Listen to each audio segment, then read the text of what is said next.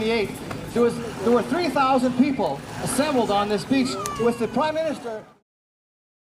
The Floating Campfire is a program that takes place on Saturday evenings on Waskesiu Lake and is put on by some talented representatives of the National Park.